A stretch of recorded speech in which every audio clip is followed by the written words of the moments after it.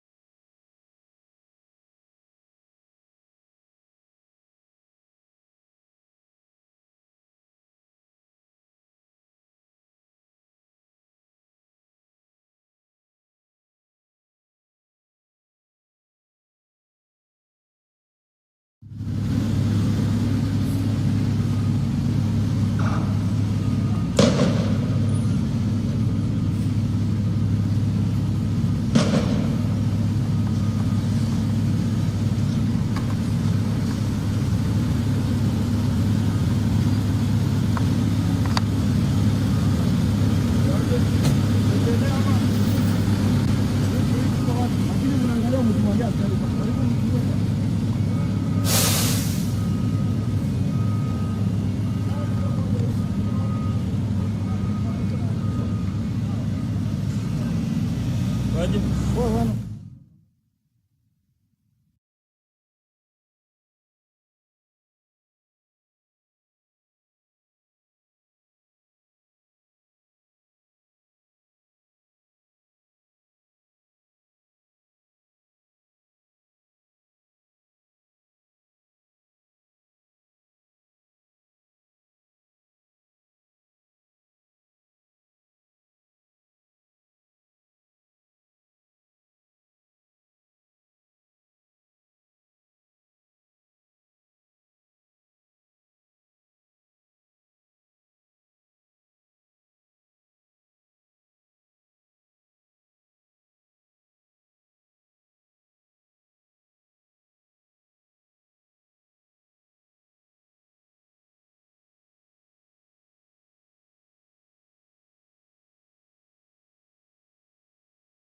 For the benefit of those who don't know. Emerging Leaders Foundation that is also molding, empowering young leaders to be value-driven leaders and just to be able to stand for something. Yeah. There's amazing young person, Karen Wakoli, doing amazing job in terms of creating value-based leadership. And that is what actually we have been lacking in this country.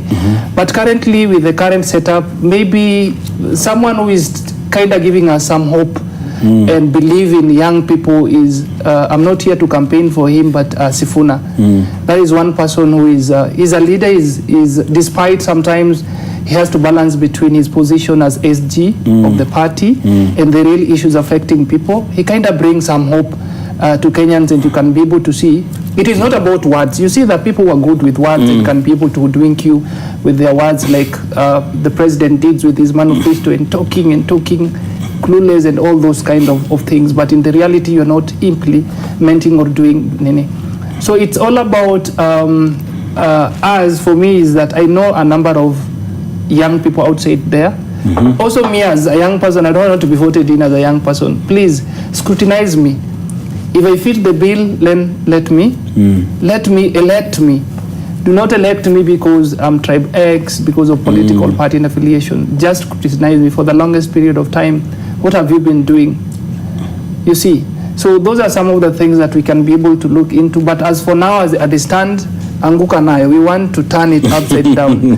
Let everybody go home, and then we start afresh, because that will also help us to be able to get the right people. So will you have a problem if, for example, some of the people who are dismissed are recalled?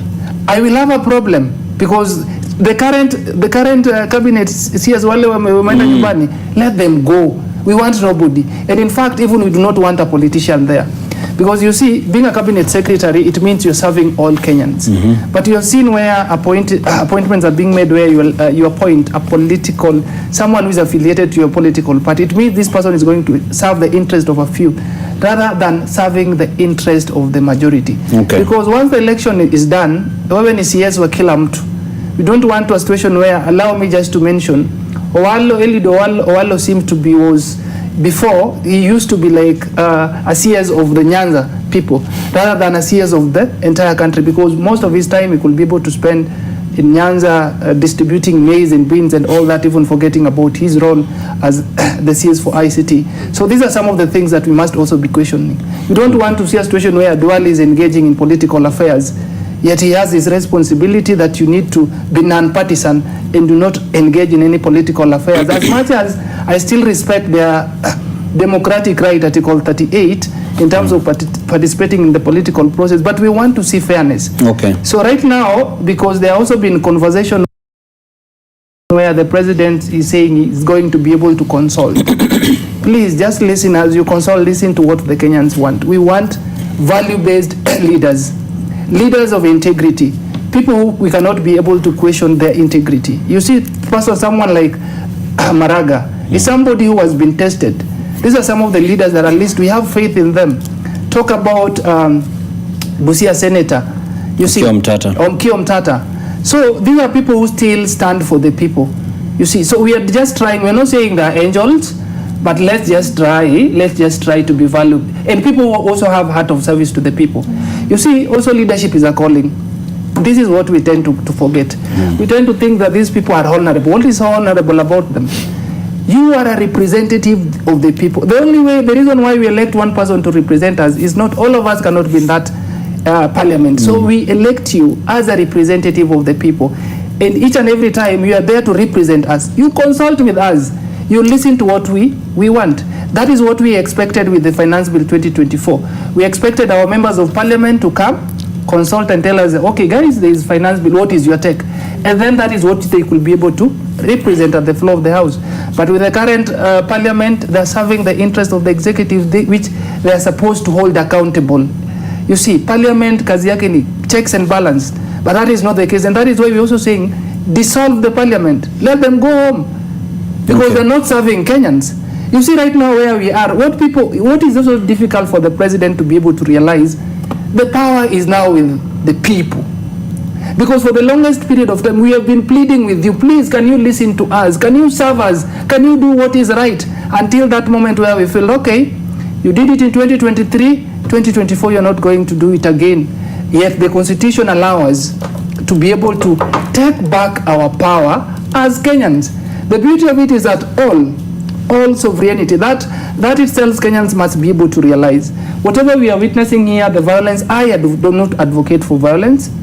I advocate for, I live in the spirit of the Constitution, Article 37, peacefully. But the problem I'm even asking, why is it difficult for the president to let Kenyans exercise their democratic right peacefully? The role of police in a demonstration is well outlined in Article 244 of our Constitution. They are there to maintain law and order. They are there to protect the demonstrators and ensure that nobody interfere with someone's property. So when there is looting, there is violence, we need to blame the police.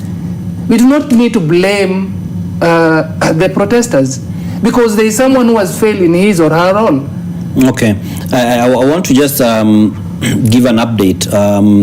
The Ministry of Interior and National Administration, which was led by Kithure Kindiki, but now is under the PSs, the state departments, and so the ministry has released a statement which is titled "The Sanctity of Human Life Must Be Respected," and I will read through it. Excuse me, I will read through it, just give a sense of what's happening. The respect for the sanctity of human life as guaranteed by Article 26 of the Constitution of Kenya 2010 and the security of property is not negotiable. The prevailing security situation in the country, owing to acts of lawlessness arising from infiltration of peaceful demonstrations, has been unfortunate. What began as an expression of divergent opinion over the financial vision for the country has tragically escalated to a situation where we are sadly counting the number of lives lost, value of property destroyed, and families deprived of livelihoods. While the police are guided by the National Police Service Act, which prohibits the use of excessive force in the execution of their duties, Section 49 of the Police Service Act allows the security officers to use force only when it is necessary and to the extent required in the execution of their duties.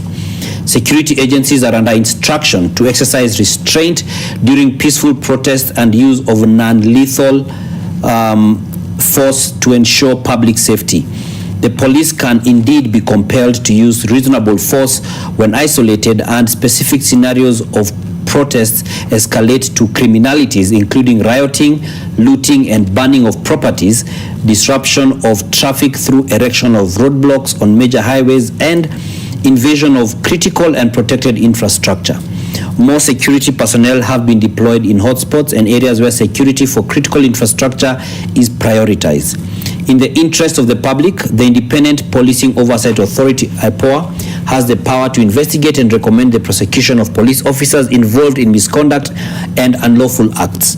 IPOA is already conducting independent investigations into several allegations of alleged police misconduct, killings, and reported enforced disappearances.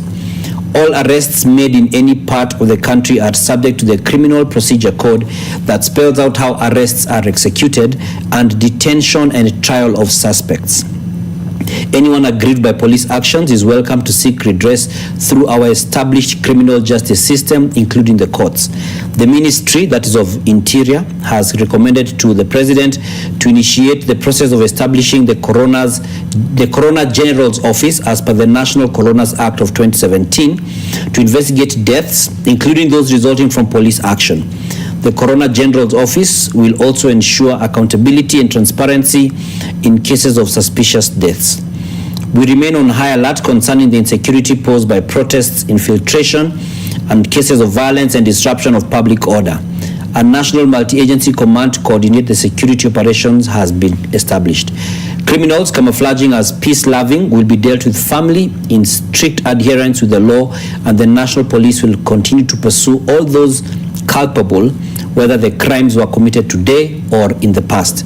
We urge business and private building owners guarding their property to liaise with area police for orderly management of security. Organizers of public gatherings should also notify the police of their intentions, including location of their activities. To improve public communication and in line with the Public Order Act, police will be issuing advisories on areas of deployment, official protest zones, areas cordoned off, and contact persons to be reached following notification by organizers to enhance and ensure the peaceful conduct of public gatherings. That is pretty important. I'll read it again.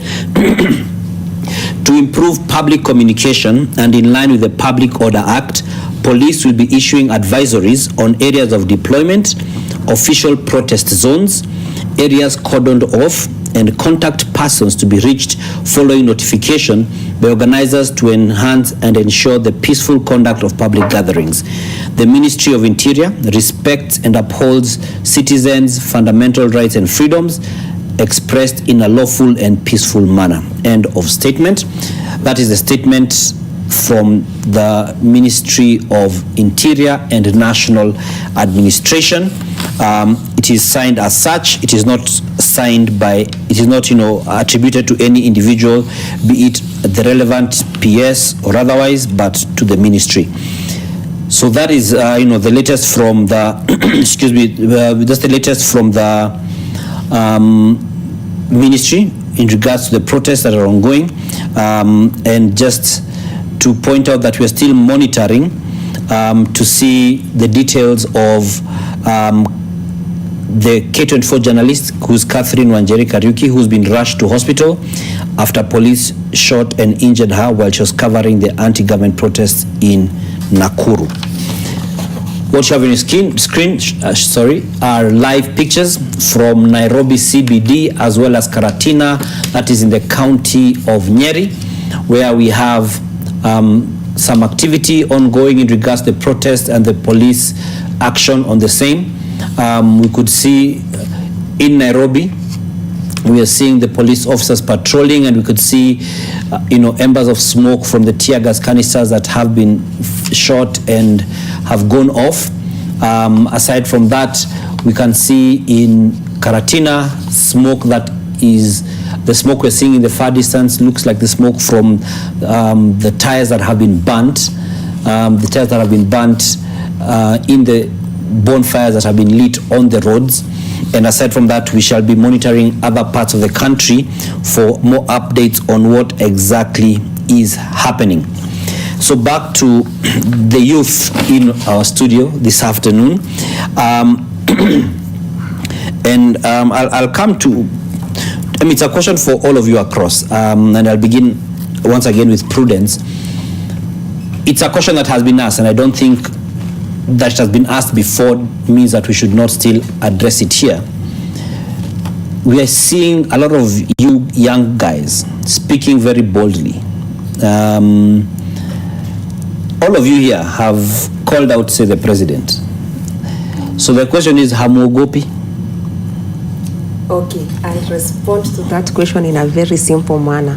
Hatuogopi, because I think this is a generation that has been empowered. We are the generations wenye tulisoma fasi ni kioo cha jamii. And we think now this is the time that we can actually translate what we read in books with what is happening in reality.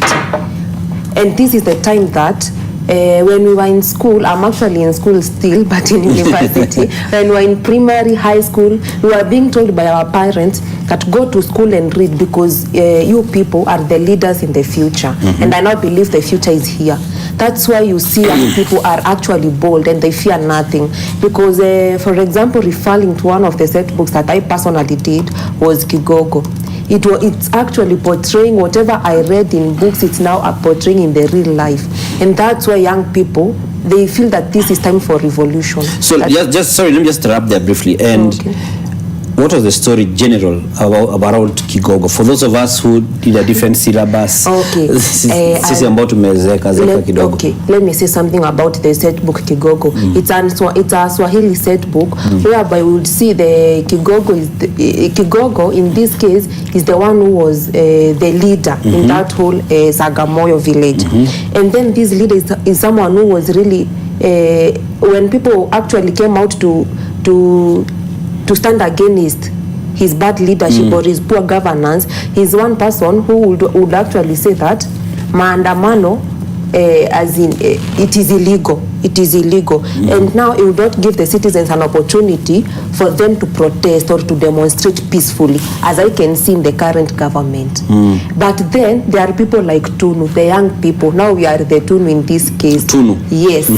Who came out boldly, who came out and said, no, we are against this bad governance. No, we are the people to bring the change in this society.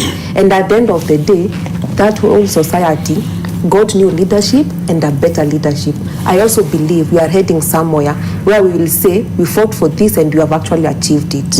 Yeah. So whatever we read in books is happening now, and I really feel this is the reason why this generation is bold enough to stand and speak of what they want. Yeah. Okay. Good, and I think that's a good response, Tunu. Margaret, hamuogopi? For me, I feel that sometimes when you're pressed, when you have so many problems, inafika tu place unasema kaende wacha tu iende venye itaenda. Like you reach somewhere that you see, if you are not the one to make that change, your children will continue saying the same things that you have been saying. Because we are the young people who have had our parents complaining about mercury sugar, about fertilizers, fake fertilizer, about so many things. And I think young people came together and they asked themselves, actually everybody thought on their own, because it was something that was boiling from inside. And honestly, there is nothing to fear. You see, actually I saw someone in the protest saying, when I die, tell my mother that I tried my best. So that shows that young person is ready to die for the generation that is coming, because he has gone through so much that nothing can actually make him aogope ama feel kama kuna kitu inaweza mshtua. I think it's that. Alafu pia nafikiria pia venye Prudence amesema about our books, because everything, literally everything, like tangaza maandamano hayo ni haramu.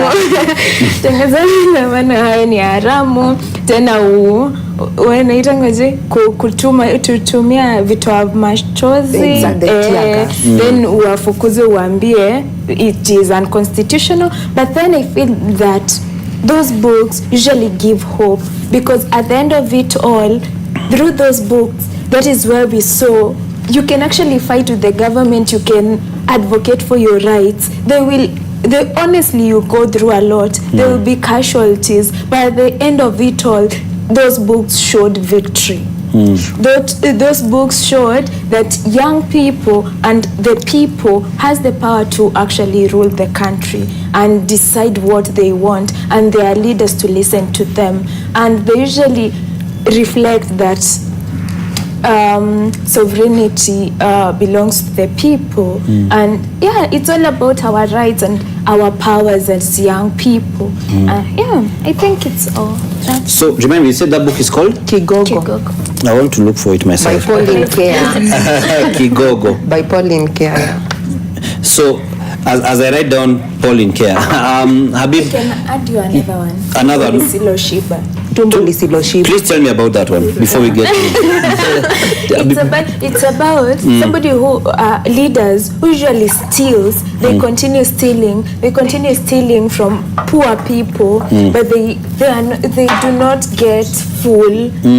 Our shibi at any given point. They continue pressing the people, and honestly, even in those books, kulikuwa ni story short naitangwa story fupi nitanga nini simulizi fupi something ni kitabu iko na hadithi fupi iko na so many stories. It's all about what we are seeing in the country. People eating our sijui 1 trillion is not being seen. Sijui nini, we are not seeing accountability. People are going with are living lavish lives, and they wanapita huko, for example kama ghetto, kazao tu ni kuflows tu na kuishi maisha soft life, watu wengine wakiteseka. That is what we have seen. And they eat until our shibi wako tu. It is all about that. It is directly Yeah, so you guys are actually seeing your set books playing out in real life. Yeah. Yes, So- and that's why we are bold enough to Because stand we and say believe. this is not what we want. You people educated us. I think the young people are given an opportunity to go to school so that they can come and correct what is incorrect in our country, and I feel that is what is actually happening now. I think pia we are fearless because our MPs, for example, MP Kororia talked. He talked very badly. Aliongelesha watu vibaya.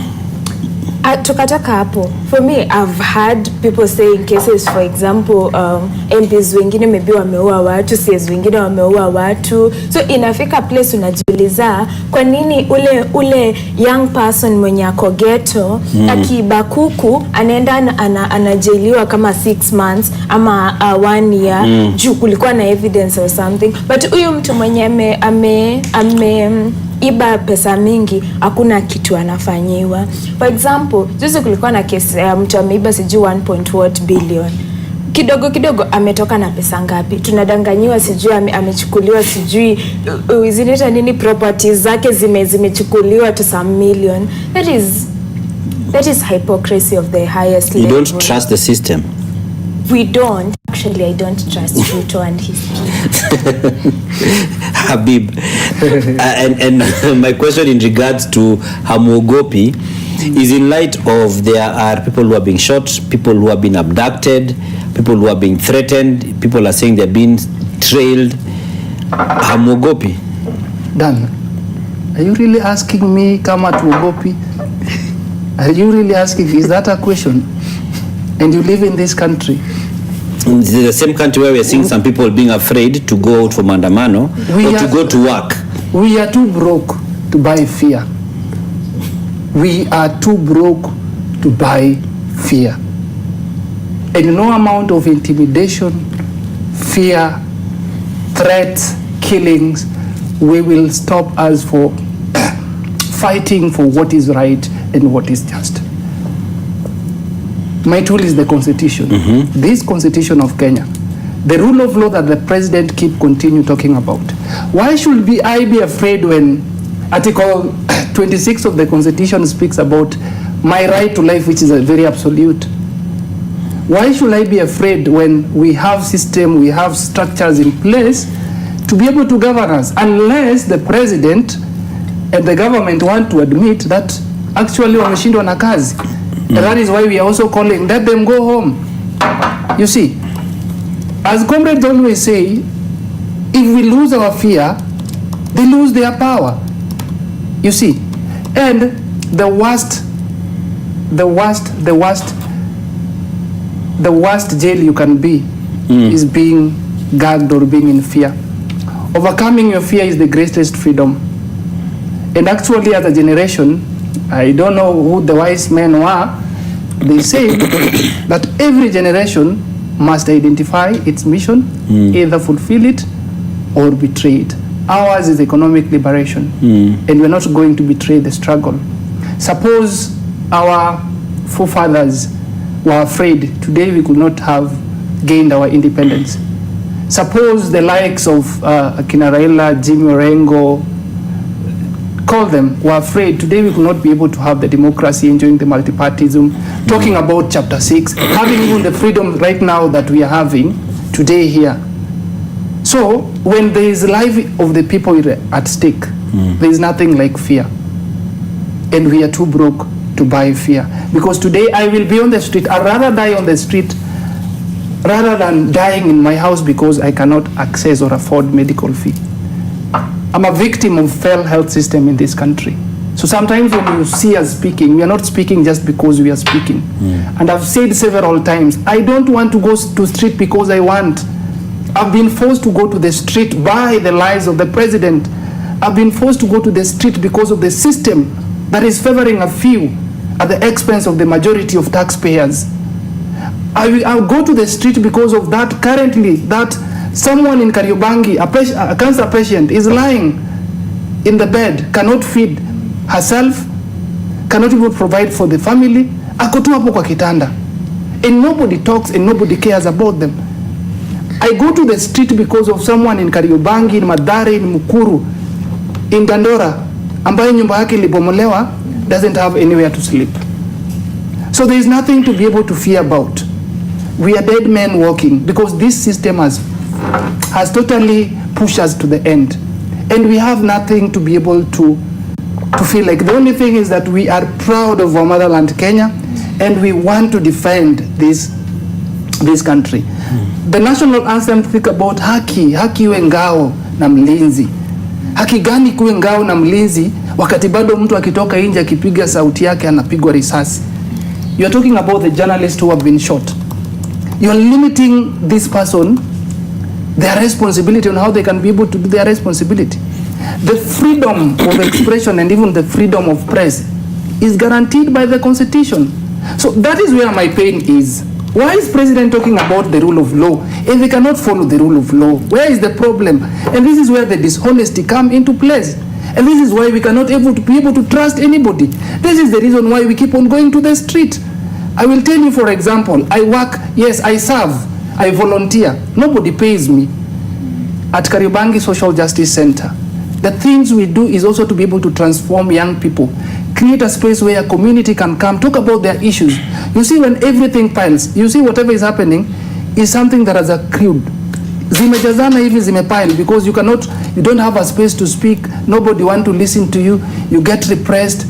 So the other day, we always have study cell. But now OCS could not allow me or could not allow us to carry on our activities saying that there are orders from above. And I'm asking, who is this above? Above ashuke chini because the only person is above is God. And which law are you using? Because Article 36 is very clear. You have the right, the freedom to association.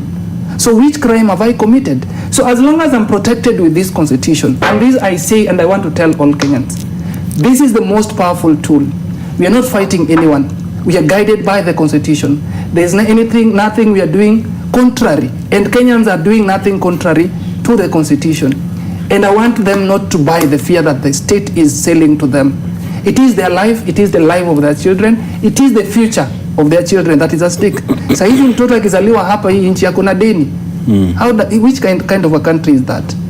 But don't other countries also have debt? You see, debt, for example, now when you look, they were talking about the Finance Bill 2024. When you look at the budget, there was a allocation of around, 800 million that could not be accounted for. Hiyo ni pesa tu mtu amepewa. Yet hospital, right now in Kariobangi, hatuna hata hospitali na operate 24 hours. So what happens to that person? I'm talking about, do you know, we have never even declared cancer a national disaster. And these are the stories that you people need to come out and tell these stories. I'm talking about cancer patients, people who are lying. I'm talking about young people who life have pushed them to the corner. Now they are resorting to drugs. They're abusing drugs. Nobody in this country is talking about even the mental health. We came through COVID, floods, demolition, oppression, all these things. Kenyans, we are like, Kenyans are not well. And these are the underlying issues that must be addressed. You see, so it is a reality. We are it pains us. And I kind of ask, the president have children. Why should my mother today worried just because I came to a national TV and spoke about national issues? Is it right? Well, the president is not even worried, even his children are being protected and all that. So you see that disparity, the inequalities, these are the things we are advocating for. The social justice, nipe tu haki yangu. Kama ni kuandamana, wacha mimi niandamane, niende nyumbani. Sijapiga mtu, sijaribu mali ya mtu. At that, ikifika 6, I will go home. As long as it also a relief. You see easy demonstration, these people do not know. It is a relief to issues of mental health because when you go to the street, you dance, you make noise. Whether if they hear, they can hear. If they don't, well and good. But we are not relenting until we can be able to achieve what we want, until we can be able to live in a country where we are talking about access to education. Every child can be able to access education system. The learning systems, our education has been paralyzed in areas like Baringo, Turkana. Those children have a right to education. Who is talking about them? We deploy police in Haiti and all that, and yet we have a problem in our own country. These are the realities that we must be able to speak about them. I always say, whether Kithni or Ndekni, we shall be there and we shall continue fighting, and that is the reality. Okay, You see. thank you for that. And just to bring our viewers up to speed, that we have some confirmations that 2 youthful protesters have succumbed to gunshot wounds at Kibwezi Sub-County Hospital. This is a confirmation given to our team by the hospital authorities. They were among 7 protesters who were rushed to the facility with gunshot wounds after police opened fire to disperse huge crowds of protesters which swarmed the township. Contingent of heavily armed police are still engaging protesters in running battles. That is in Kibwezi. So once again, that we have 2 people who have been confirmed dead in Kibwezi. That is at the Kibwezi Sub-County Hospital, and the hospital authorities have confirmed the same. They were among 7. They were protesters, and they were among 7 who were rushed to the facility with gunshot wounds after police opened fire to disperse the huge crowd of protesters who had swarmed the township. And so this is a case of more deaths on account of the protests and the police, and we shall be monitoring that as well, as we are getting reports of possible cases of deaths in other parts of the country as well. But once we get the relevant confirmations, we shall be bringing the updates to you as we proceed. And I'm also advised that the protesters are carrying the bodies to the Kibwezi police station, and so we shall also be looking to get updates on that situation in Kibwezi. Aside from that, excuse me, what comes to your mind when you hear about these deaths which are coming on the back of during these protests? What comes to your mind? What does that make you feel? That makes me really feel bad, and that makes me believe that even as I say, as a country we have bad governance and poor governance. It's very true, and I'm not afraid to say so, because why would someone be shot? Why would a peaceful demonstrator be shot because of demonstrating? And it is a constitutional right in Article 1, whereby the Constitution clearly states that the people of Kenya can directly or indirectly present their issues to the government, either through their democratically elected leaders or through themselves by demonstrations, peaceful demonstrations. And this is what is happening. So why would a young person be shot because of demonstrating peacefully? Because clearly, if there is any distraction that is happening out there or that has happened during the current demonstration, it's not from the young people, from the youths, it's from the so-called goons, whom I don't know where they came from. But for the young people, they were demonstrating peacefully. As a person, I feel so bad when we lose young people, when young people are abducted or shot because of actually speaking what is right and actually correcting the government in a peaceful manner. Yeah. Okay. Yourself, Margaret, when you hear about these deaths, what does that make you feel, as a human being? For me, as somebody who have seen so many young people dying, either in the community, not even in the Maandamanos, in the community being shot, young people disappearing, honestly, I usually feel so bad, because that is a future that is killed. That is a leader, somebody who is supposed to make the country go to a higher place. Honestly, that has made me reflect on the Mukuru deaths. It actually, those deaths make me feel attacked as a woman. They make me fearful. For example, let me give you an example. Yesterday, Prudence is my friend, so we were going back home. So we were 3. So there was a man who was following us. He was so close to us. And for us, we were actually having so many stories, so we didn't realize. We came to realize later. And honestly, the first thing that we said, na kama ako na kisu, atukatekate. That is the first thing that came in our minds. That shows you, or tells you, that we are even worried to live in our neighborhoods, because we don't know who will go tomorrow, who will die tomorrow, who will be abducted tomorrow, who will be found in Mukuru or rivers, other rivers tomorrow. It makes me feel like, I don't know, I just feel fearful, especially being a woman.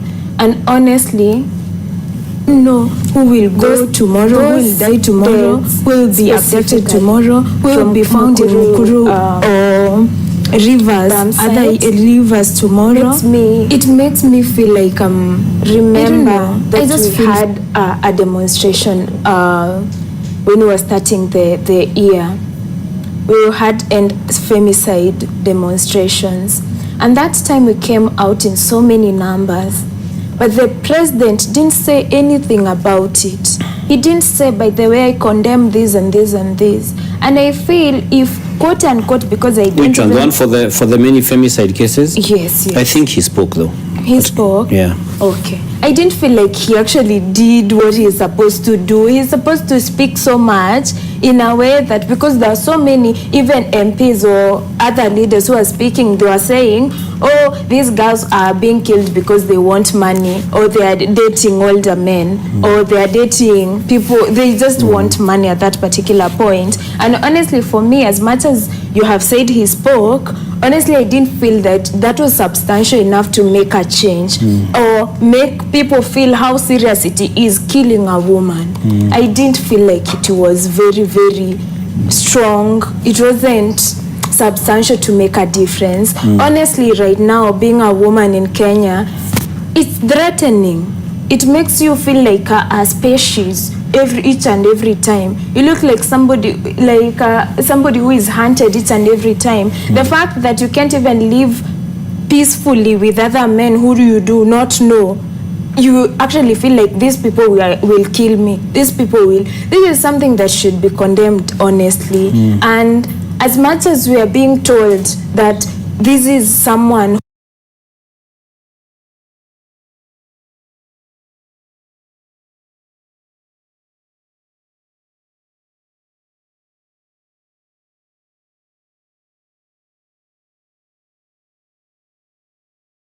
who a police station is actually near the crime scene, and they have never even sensed, and they are killing young people in Mukuru. They are actually arresting people for selling drugs. They are arresting people for stealing small things, but they cannot know when one woman is being killed. 242 women. Honestly, for me, I just feel like my government has failed me when it comes to deaths of women and young people, because honestly, everyone who was involved or responsible at any given point should be held accountable, and not even accountable ati hivi venye tunaonanga tu watu wamewekwa kwa koti, hizo cases zinaenda sijui how many years. We should actually get justice at that particular point, because for example, somebody like Waeni, has she ever got justice? She died because she was killed,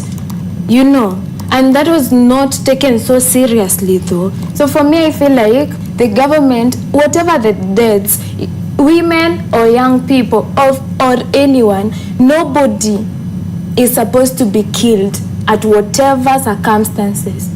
Nobody is supposed to kill anyone. Even if you're a police officer, you're supposed to be held accountable, because we live we actually feel, for me even right now when I go to town, I actually feel so, I don't know, I feel worried walking alone. I feel like I need to have somebody else who can protect me. Honestly, that is something that should be looked into. Okay. Yeah. And we hope that you're safe all the same, even as you go home and move around. What about you, Habib? What do you feel as a human being, not even as an activist, you know, just you on an individual level?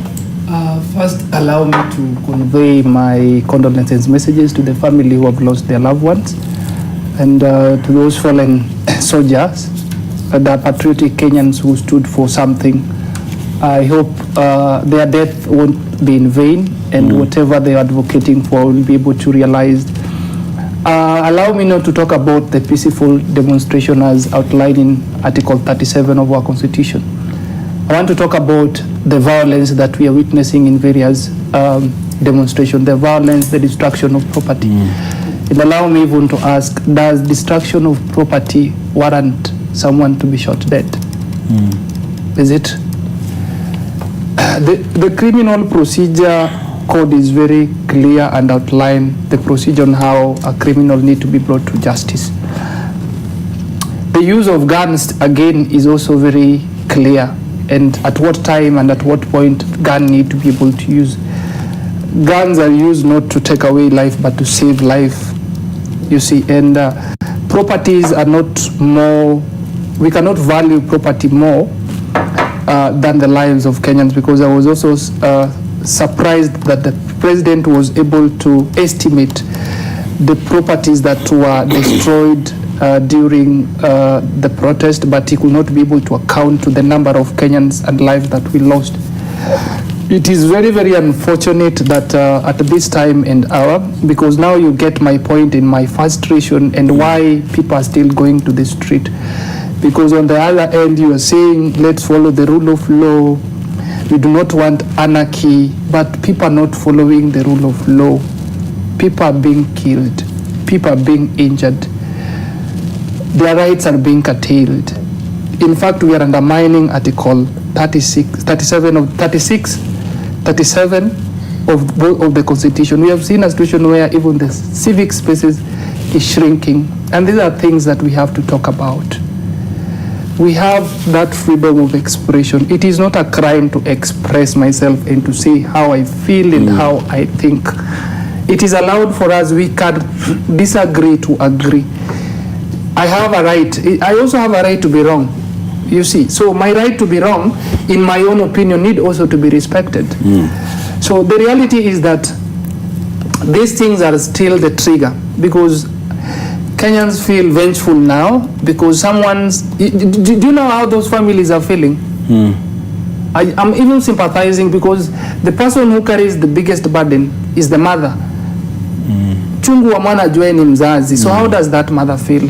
That because, and sometimes these people get killed not because they were in the street. We have seen a situation where you're not even in the street, uko kwa nyumba yako and you get shot.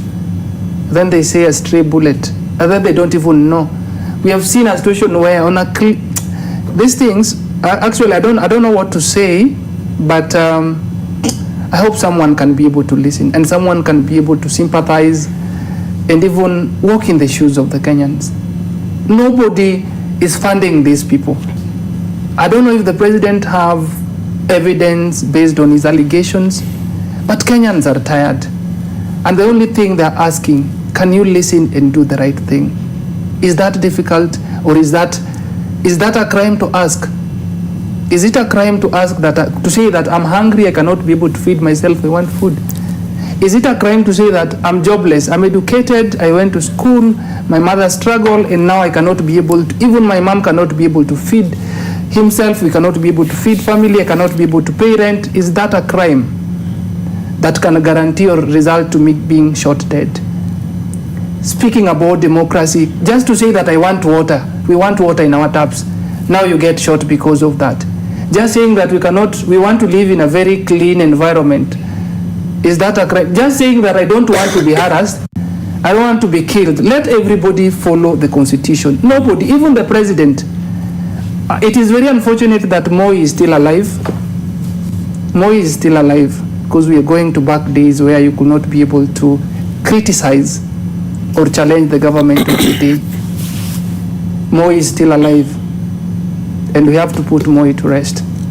Okay. As we draw to a close, I think there's a lot that is happening across the space, and just to remind our viewers that we are still monitoring events across the different counties, where we have some counties which have had some grave incidents happening.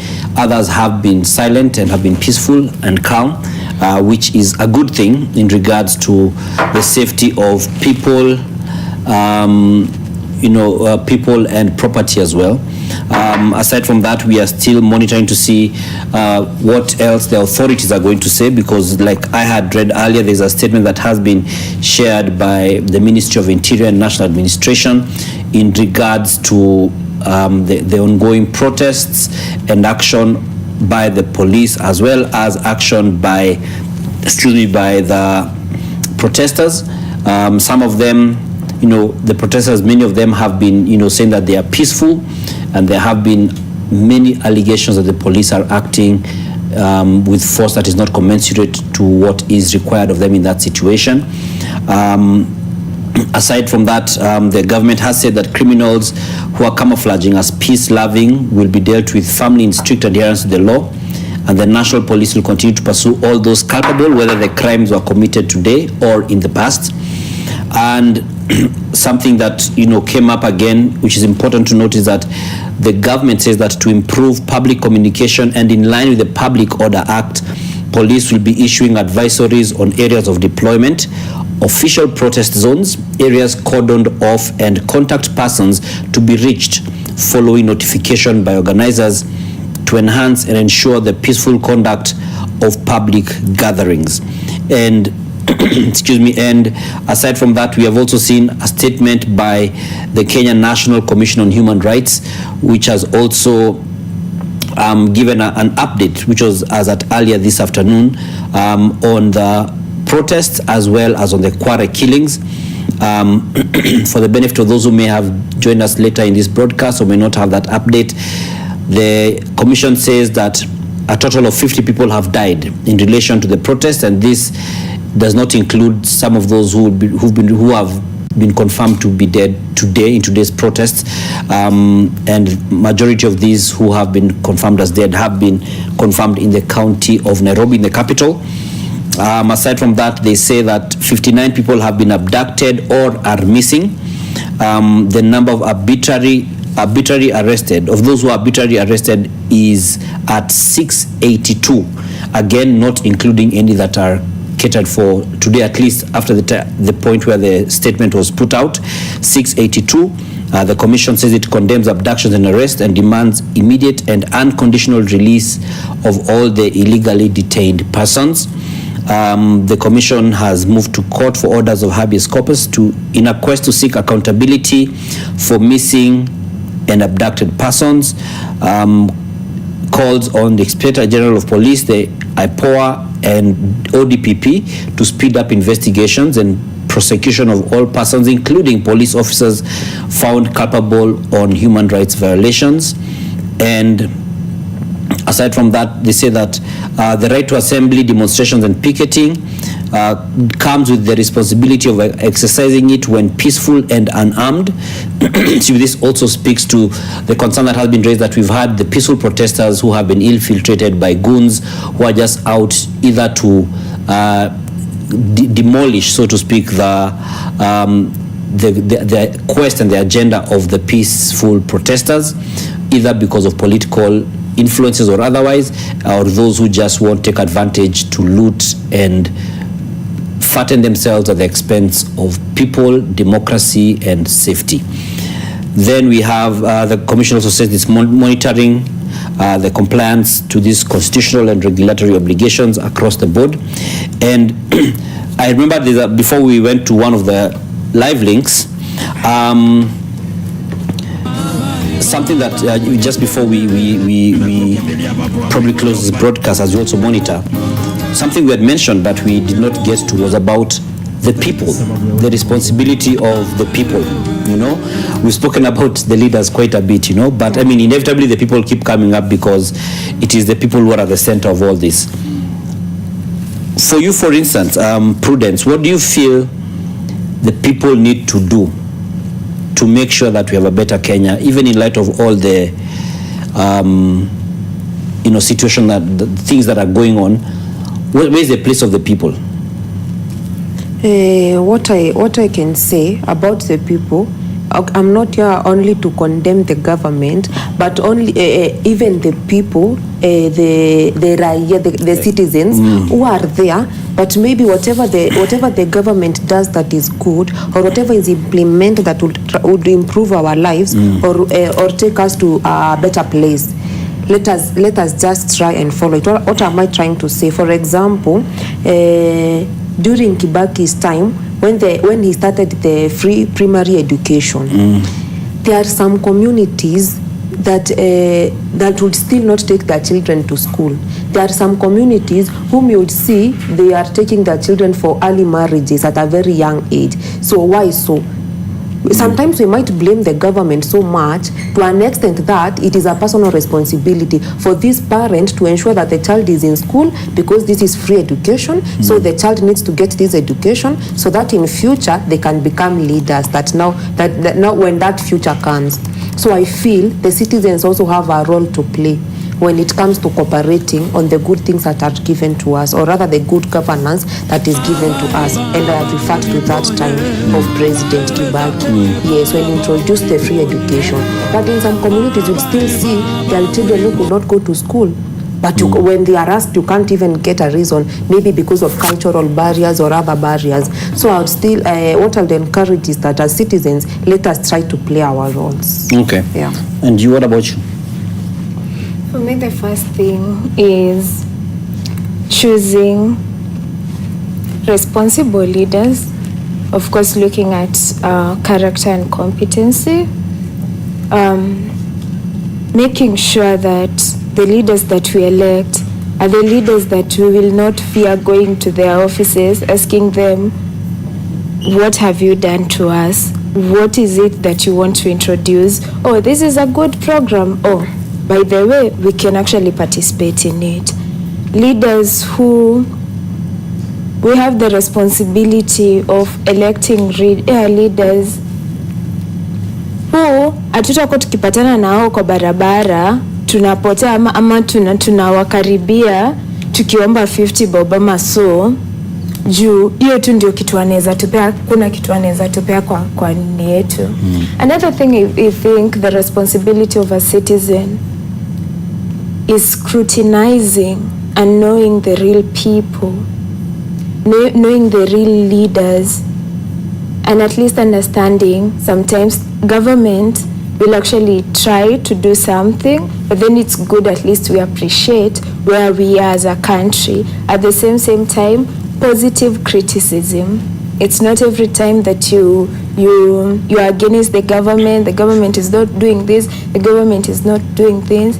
I think it's very, very important for us to tell them, by the way, this is what you're doing, but this is the point that unakosea ama unanini. Like, the whole thing is nice, but do this and do this.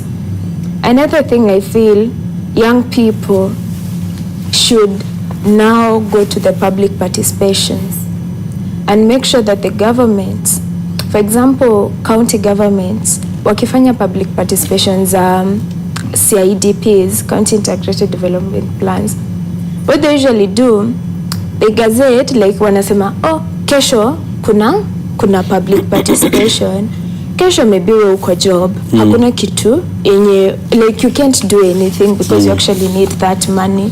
So what I would really love is for us to actually push for those days, kama a public participation in a letter like 2 weeks before, 3 weeks before, and young people to show up, ili wasikuwe tu maybe tunakaa kwa mtandao tunasema oh maybe Ruto must go ama oh these leaders should go, but we are not there to actually say what we want, and at least stay there seriously knowing that watu wakikosa kufanya hivi, we will actually ask them questions. Because I came to realize there was a time I participated in public participation in Nairobi, and the leaders usually come with zile scripts za mwisho, like this is what we have decided, but you people will just complain. You will always mtaweka tu kidole na ipite. So I think it's very, very important for us young people. Another thing, young people shouldn't allow themselves to be used by political leaders, because we have the responsibility to unite as a country and as a young generation, so that at least we can make sure that our leaders are actually working for us. Oh, thank you. You see, funny enough, it is also good for us as Kenyans to be able to interrogate ourselves and have self-reflection. Because sometimes when you hold someone accountable, you need also to hold someone accountable where you can stand perpendicularly. But I'll be able to start with the aspect of corruption. In many instances, Kenyans talks about corruption when it is not favoring them. When I'm benefiting from corruption, then that is not corruption. And corruption for us, if we are talking about ending corruption in all spheres of governance, it has to start with us, because we are the same people who get bribed or bribe our way. Today, if I want an identity card, I don't want to queue over the line and be able to buy my way in. So it's a deep reflection, and I'm happy that this conversation has been started by the Gen Zs, but it's also for us to also look, even me as a babe, what is it that I'm not doing right and what do I need to change? Actually, for me as a leader, I'm also reflecting, going back, learning by all this. There's a lot of lessons to be learned with whatever is happening currently in our country. So it's part of also time for us to be able to reflect, go to the drawing board and find ways on areas on how we can be able to change. Then secondly is now the aspect of we are still dancing and swimming in the cocoon, the political and tribal cocoon. Because even when you are asking about the demonstrations and why we are not seeing other parts not demonstrating, because today, the other day in Eldoret, we saw leaders and people coming with the room that they're sanitizing. You see such things. So you're being told, why are you demonstrating against your own? You see. So over-taxation, high cost of living, bad governance does not know the tribe. Regardless of your tribe, political affiliation, religion, ethnicity, it doesn't matter. It affects all of us. So we need to be able to see the bigger goal. Yes, the conversation started with Gen Z, but this is not about Gen Z. This is about our future, the future of our children, and the future of our country. So we need to be able to work collaboratively, because today even our parents are telling us, why are you... I heard the other day another leader saying that Luos should not come out into this demonstration. You have died so much. This is not about you. This is about other people. You see, and yet I know of a Luo who cannot be able to go to school because they cannot be able to meet education and all that. So let's stop seeing everything with political lenses as Kenyans. Those are some of the things that we need to be able to overcome. Again, when it comes to holding our leaders accountable, because one person who is always on the front line in terms of demanding accountability from our leaders, but there's a end of a section of our community who feel that you're fighting the leader. We need to differentiate between public office holder and other people, because these are people, our role as voters do not end at the ballot box. That we voted on 9th August, now it is done. No, the promises that were made, we still have the responsibility to continue holding these people accountable, demanding and getting to know what actually, how our resources are being used. And then again, how do we take part in public participation? We are talking about county. When the County Integrated Development Plan, the plan CIDP, a 5-year plan was being developed, majority of Kenyans did not participate. And there is no way today you can demand a development when it is not captured within that CIDP. So we need to be aware, and part of what also we need to be doing is creating awareness, organizing the community, educating them. I don't like the aspect of the approach of civic education. For me, it is not about civic education. It is about political education, being ideologically grounded and understanding for what actually is right, and trying to connect the problems that are affecting you beyond the lenses of political affiliation and aspect here, the tribalism. More so even again to the young people, we must refuse to be used, because even the ongoing protest, the people who are being used or being paid, yet it is yet to be confirmed, but we have seen even leaders coming out claiming that I was not involved. By this time I was not around here and there. But the same people, the same young people, are the same people who are being used by politicians. We must now refuse to allow ourselves to be used, to be being used by politicians, and stand for the bigger goal. Let us look beyond tribals and all this, because each and every day, the affected lot, yes, a majority are young people. And we are the majority, and we are still the people who are crying and affected. So for once and for all, can we just do the right thing? If you cannot go to the street and take action, please stay at home. Do not infiltrate demonstration or take advantage of demonstration to loot, to cause mayhem and all that. Let Kenyans just exercise the democratic right and continue pushing what they are advocating for. Okay. For me, that could be what I'm talking about. But holistically, as citizens, as the people who have the power to elect these leaders, come 2027, or if in between, if IEBC will be constituted and we recall some of our leaders, let's make the right choices, because that is also the demand that we're making forth. We want some members of parliament to go home because they are not representing us. We have to sanitize our parliament and ensure that all the institutions are actually working. But moving ahead, I'm starting to see a situation where, because I'm reading a nini here where the governor of Nyeri is saying now, making demands. I don't know if it is true that their position as Mount Kenyan has to stay even if president is going to appoint the new cabinet secretary. So you see, those are some of the things that we are fighting against. I don't have a problem being represented by someone from Elgeyo Marakwet, or as long as this person is going to do the right thing and going to serve me, and I feel that I'm part and parcel of this government, regardless whether I support it or voted for it or not, because at the end of the day, we pay taxes that need to be able to work for us. Okay, and before we close, we do have some updates regarding the people who've been injured. Earlier on, our health and science reporter, that is Helen Aura, was in the streets of Nairobi and spoke to Atif Dar, who's the CEO of Crescent Medical Aid Kenya, speaking about the number of casualties that have been received at Jamia as well as Crescent Medical Aid. So let's send into what the CEO of Crescent Medical Aid Kenya has to say on what the experience has been so far. We received 46 casualties today, various casualties, soft tissue injuries, trauma.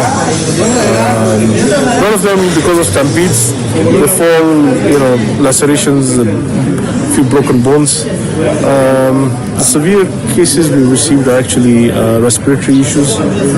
People who are asthmatic, they end up coming for these. They come for these protests, and then the tear gas triggers off their respiratory problems. We received 2 gunshot wounds.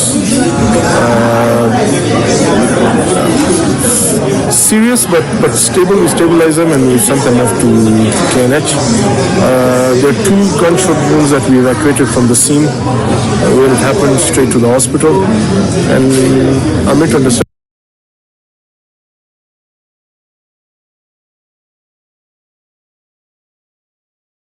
And there's been 1 fatality as well. All right, there we have some information on some of the number of people who have been injured. This is in Nairobi CBD area to be more specific. And the doctor there says that, rather the CEO of Crescent Medical Aid Kenya says that they have attended to 46 casualties. A number of them is because of they got injured during stampedes. This is presumably when the police were, lobbing the tear gas canisters, and as people were running away, there are some who got injured. That is the presumption based on his explanation. And he also raises a good point. They have had people who have got breathing, respiratory issues. This is in case you're one who has asthma or a similar kind of situation, and you get exposed to the tear gas, it will affect your health. So he says that there are some people who they have attended to who have been in this category, and aside from that, they have 2 people who they refer to Kenyatta National Hospital who had gunshot wounds. So after they pretty much give them some sense of first aid, they then sent them to KNH for that. And we shall get more updates on this and other stories in the course of our broadcast. We have our news bulletin, NTV Jioni at 7 p.m. and NTV Tonight at 9 p.m. And we shall be giving you details on this and other stories. We even have updates in regards to the Kware killings and in terms of the suspect and the family that is alleged to be his, who said they don't know who he is. So the question is, what is the DCI saying? Where is the source of the information? We have that kind of information on NTV Tonight. You don't want to miss this, because here we say it as it is: the truth, the Constitution, and the ethical standards put by the law. Thank you for joining us on this broadcast. Thank you to my panelists. That is Prudence Kanana, student leader at Laikipia University.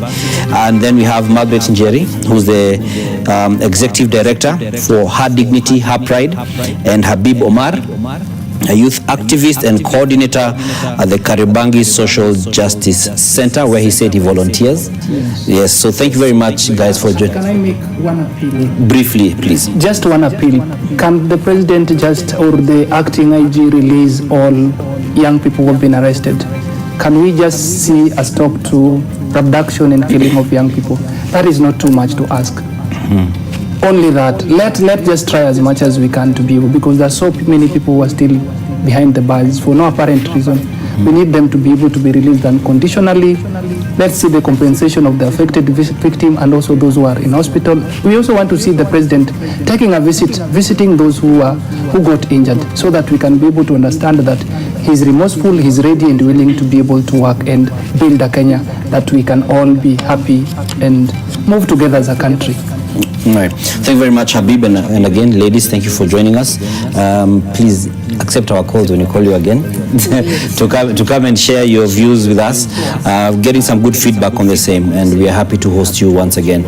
My name is Dan Mwangi. Thanks for joining us on this part of the broadcast, and even from earlier on when my colleague Frida Mwaka was hosting, and we shall be having more on our bulletins tonight.